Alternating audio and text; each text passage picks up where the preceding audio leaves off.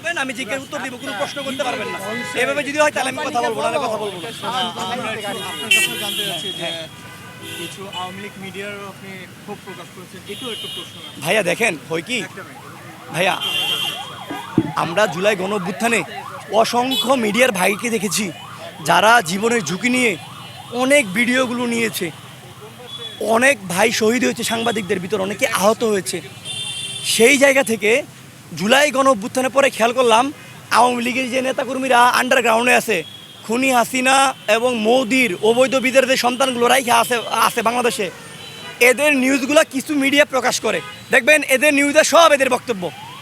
সাধারণ মানুষ বা আওয়ামী লীগপন্থী যারা আছে তারা যদি ওই ধরনের কথা বলে তাহলে ওদের পক্ষ নিয়ে ওরা এই নিউজগুলো করে। এবং ওরা যেটা করে, আমাদেরকে জুলাই যোদ্ধা, শহীদ পরিবার, বিপ্লবীদেরকে পাইলে ওরা একটা হাউসে ঢুকে চুপি করে পিছনে দাঁড়ায় একটা অদ্ভুত প্রশ্ন করে, হ্যাঁ আপনি এটা কেন করলেন, ওইটা কেন করলেন। আরে ভাই, আমি বাংলাদেশের নাগরিক, আপনি বাংলাদেশের নাগরিক। আপনার সামনে যদি কেউ এখানে বোমা হামলা করতে চায়, ককটেল বিস্ফোরণ করতে চায়, এই লোকের কারণে তো 100 জনের ক্ষতি হবে।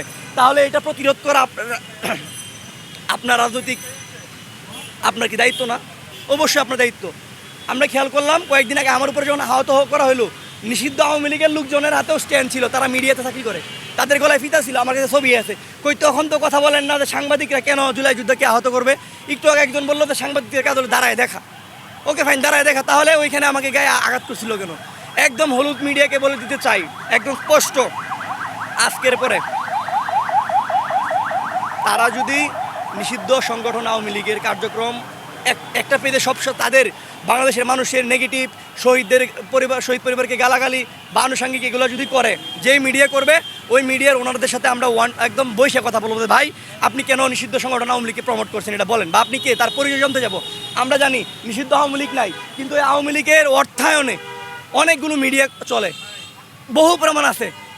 যেই মিডিয়াগুলো কাজই হচ্ছে যে বাংলাদেশে কি হচ্ছে না হচ্ছে আওয়ামী লীগের পক্ষে সাফাই গাওয়া এবং আওয়ামী লীগের সৈনিকদের বক্তব্যগুলো প্রকাশ করা। আপনারা যদি আমি যদি দেখাই যে আপনি এটা কী বলেন, তাহলে আমি একটা জিনিস আমি আপনাকে দেখাই যে একটা মিডিয়ার কথা প্রমাণ দিয়ে দেখাই। এখানে একটা মিডিয়া দেখেন, একটা মিডিয়া লিখছে প্রতিদিন খবর 24, সব হত্যার বিচার হবে, পুলিশ হত্যার বিচার আজও হয়নি। আবার লিখছে জননেত্রী শেখ হাসিনা এখনো বাংলাদেশের বৈধ প্রধানমন্ত্রী। আমাদের জনাব তারেক রহমান, যিনি কিনা বাংলাদেশের মানুষের ভোটের প্রধানমন্ত্রী হয়েছে, তারেও অবৈধ প্রধানমন্ত্রী বলে এবং সেই নিউজটা প্রচার করে প্রতিদিন খবর 24। এবং এই প্রতিদিন খবর 24-এ যতগুলো আপনি অনলাইনে যাবেন, স্ক্রল করবেন, দেখবেন সব বাংলাদেশের জুলাইয়ের পক্ষে সৈনিকদেরকে গালাগালি করা, তারেক রহমানকে জঙ্গি বলা এবং নিষিদ্ধ আওয়ামী লীগের লোকজনের বক্তব্য দেয়। তো ওদেরকে আমাদেরকে ধরতে হবে, ফাইন্ড আউট করতে হবে, আইন অনুযায়ী ব্যবস্থা নিতে হবে। আমরা মবে বিশ্বাসী না, আমরা আইনে বিশ্বাসী। এখন আপনি বলেন আমার একজন মাইরে ফেলবো আর আমি কি আমার হাত কি বসায় রাখবো নাকি? আমি মাইর খাবো, আর কত মাইর খাবো? কয়েকদিন আগে দেখেন নাই আমাকে একা ভাই কি করছে?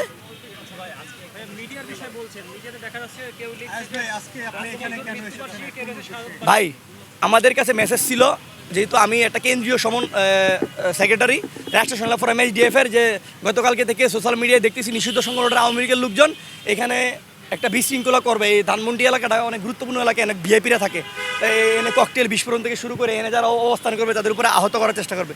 সেই জায়গা থেকে আমাদের সংগঠনের পক্ষ থেকে এখানে অবস্থান কর্মসূচি নিয়েছি। কাউকে সন্দেহজনক মনে হলে বা কেউ যদি সরাসরি আওয়ামী লীগের সাথে যুক্ত থাকে, যেহেতু সেই নিষিদ্ধ সংগঠনের, তাকে অবশ্যই যেন আইনের হাতে তুলে দেওয়া হয় এবং তারা যেন কোনো ধরনের বিশৃঙ্খলা না করতে পারে। আমরা তো দেখতে পাচ্ছি আইনশৃঙ্খলা বাহিনীর সদস্যরাও রয়েছে। হ্যাঁ, ওনারা আছে, ওনাদেরকে তো সহযোগিতা করা আমাদের দায়িত্ব। দেখেন ওনারা এখানে বসে আছে, এই একটু সামনে যদি ঢিল দেয় তখন সবাই কিন্তু এখানে আছে। আমরা সবাই মিলে বাংলাদেশটা করব, সাধারণ মানুষ, ছাত্র জনতা, পুলিশ বাহিনী, যত বাহিনী সবাই মিলে পারবো। আমরা একা হলে হারি আর এক হলে পারি। আমি অসুস্থ। Thank you.